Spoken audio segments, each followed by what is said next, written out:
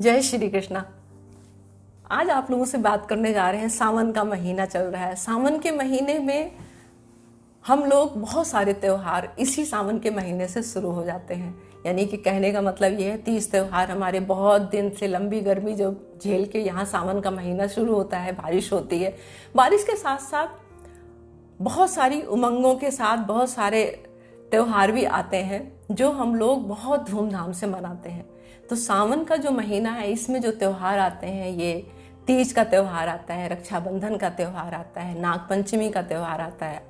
आप लोगों से एक बात आज कहना चाहते हैं, ये त्योहार जितने होते हैं ये बहन बेटियों के बगैर अधूरे हैं। बहन बेटियां मतलब पहले के ज़माने में आप लोगों को पता होगा कि जब भी सावन का महीना आता था, चाहे कितनी दूर बहन बेटियां ब्याही होती थी, उनको घर के लोग जाते थे, उन्हें लेके आते थे। 1 महीना पहले से उनकी विदाई करा के अपने घर ले आते थे। यानी कि लड़कियां पीहर आती थी। ये एक ऐसी परंपरा थी, लड़कियां पीहर आती थी, इसका मतलब बहुएं भी अपने पीहर को जाती थी। तो एक ऐसा ये सिस्टम था कि जब सबके घरों में, पूरे मोहल्ले में, पूरे सब जगह जो है लड़कियां अपने पीहर में पूरा सावन का महीना रहती थी और हर त्योहार को अपने माँ बाप के साथ, अपने परिवार के साथ बड़े धूमधाम से मनाती थी। बड़ी रौनक रहती थी, बहुत अच्छा लगता था। कई जगह तो मेला भी लगता था, मार्केट खूब सजा रहता था, बड़ा आनंद आता था जो है। ऐसे बहुएं जब जाती थी तो उनके अंदर भी बहुत सारी खुशी होती थी, क्योंकि बहुत दिन बाद वो भी अपने जाके पीहर अपने माँ बाप से, अपने परिवार वालों से मिलती थी। और ये एक ऐसा माहौल होता था जहाँ पर बहू भी जाके अपने घर में माँ बाप के साथ में, एक बताया ना कि एक सिस्टम होता था, लड़की अपने पीहर आ गई और बहू अपने पीहर चली गई। तो अपनी माँ से अपना सुख दुख, अपनी बहनों से, बहनें भी आती थी, उनके साथ सबसे मेल जोल होता था। बहुत ज़्यादा अच्छा लगता था, बहुत आनंद आता था। आज की डेट में ये सब सिस्टम खत्म हो चुका है। क्यों? क्योंकि परिवार सब अकेले अकेले एकाकी परिवार रहते हैं। सास ससुर साथ में होते नहीं हैं। सब माँ बाप हैं, बच्चे हैं और सबकी अपनी अपनी जिम्मेदारियां हैं। तो वो एक जो रिवाज था वो खो गया। अब वो सब अब नहीं है। ये क्यों जरूरी था और क्यों आज भी जरूरी है? आज की डेट में त्योहार आता है, पहली बात तो जल्दी से बहन बेटी आती नहीं है घर पे, और अगर आती भी हैं तो वो रुकती नहीं है। बस जल्दी जल्दी में 1 घंटे, आधे घंटे, 1.5 घंटे के लिए आती हैं। वो सब फॉर्मेलिटी, आई और राखी बांधी और बस मिली और उसके बाद चली गई।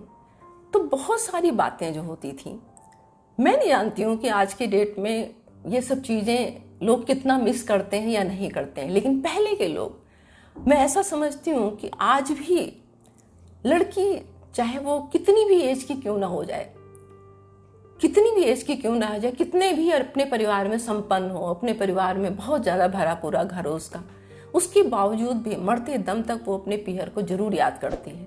एक तरह से अपने पीहर वालों की शुभचिंतक है वो, उनका कभी बुरा नहीं चाहती है। वो हमेशा जिस भी हालत में होगी वो उनके लिए हमेशा शुभ कामनाएं करती है, कभी गलत नहीं उनके लिए सोचेगी। किसी भी परिस्थिति में हो, खुद परेशान रहेगी, खुद दुखी रहेगी। अपनी बातें वो कभी माँ बाप से नहीं कहती है। क्यों? क्योंकि माँ बाप दुखी होंगे, इसके अलावा वो कुछ नहीं कर पाते हैं माँ बाप। तो अपनी बातें वो ससुराल की कोई भी शेयर नहीं करती है जाके, लेकिन अंदर से वो हमेशा परिवार वालों के लिए दुआ देती है, उनके लिए शुभकामनाएं करती है। तो ऐसी स्थिति में हमें उनको क्या देना है? उनको कुछ नहीं देना है। बस उनको प्यार चाहिए, मान चाहिए, बस इसके अलावा कुछ नहीं चाहिए उनको। इसके अलावा और उन्हें कुछ भी नहीं चाहिए।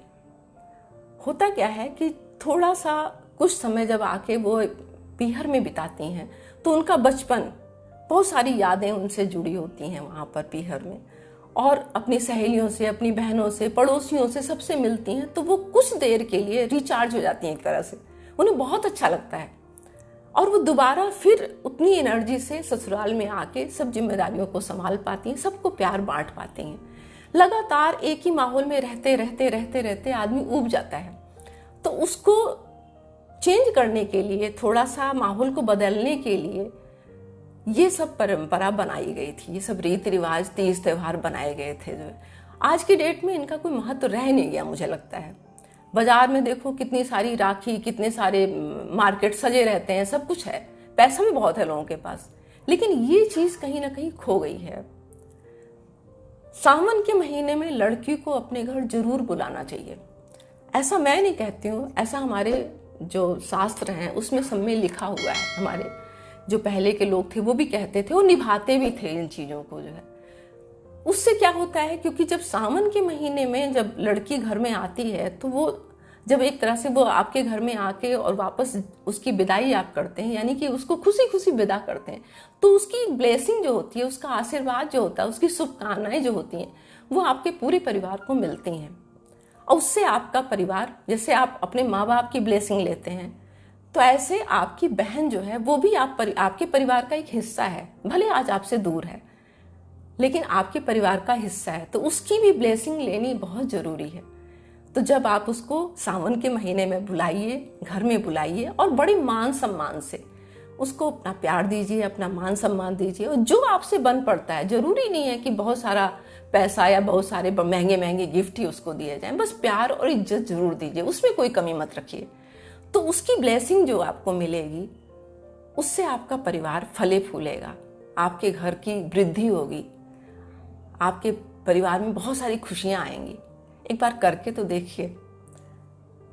पहले क्या होता था, पहले इन सब चीज़ों को हमारे बड़े बुजुर्ग समझते थे, जानते थे, इनके महत्व को समझते थे और बहुत सारी रीति रिवाज को फॉलो करते थे।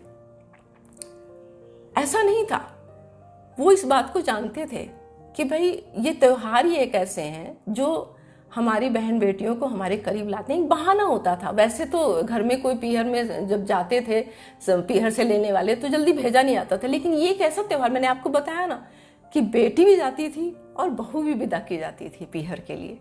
तो बहुत ही खूबसूरत सा ये रीति रिवाज रखा गया था, जिसमें एक दूसरे का सब ख्याल रखते थे। बहू का भी उतना ही ख्याल रखा जाता था। बहू जाती थी, फिर वहाँ वो रह के आती थी, और ऐसे बेटी जाती थी तो वो भी रहेगा। तो किसी को इस चीज़ के लिए कोई शिकायत नहीं होती थी, घर कौन संभालेगा, कौन क्या करेगा, दोनों तरफ बैलेंस बराबर रहता था। जो ये चीज़ मुझे बहुत दिन से ऐसा महसूस होता था कि ये रीति रिवाज भले ख़त्म हो गया है, लेकिन आज भी आपको इतना तो आप और हम कर ही सकते हैं कि बहन बेटी को सावन के महीने में कम से कम एक बार अपने घर पे जरूर बुलाएं। आप एक बार करके देखिए। ये ऐसी ब्लेसिंग है जो कहीं भी आपको नहीं मिलेगी, और ये तो आपके अपने हैं, उनसे जब मिलेंगे तो आपको भी बहुत अच्छा लगेगा। अक्सर क्या होता है कि बहुत घरों में, बहुत परिवारों में, मैं ऐसा मानती हूँ कि बहुत सारे लोग इस चीज़ को समझते भी हैं आज की डेट में भी और करते भी हैं, लेकिन बहुत सारे घरों में, बहुत सारे परिवारों में ये चीज़ धीरे धीरे ख़त्म हो गई है। उसका कारण क्या है? उसका कारण यह है कि लोग अपनी अपनी ज़िंदगी में ऐसे इतनी बिजी हो गए हैं, या यूं कह लें कि इन सब चीज़ों का भी इतना महत्व नहीं देते हैं।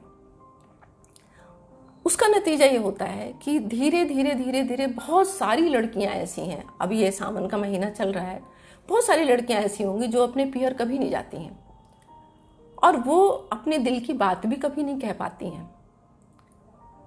तो अगर ये चीज़ें लगातार बनी रहती हैं तो धीरे धीरे रिलेशन जो होता है ना, वो बहुत दूरी आ जाती है उसमें।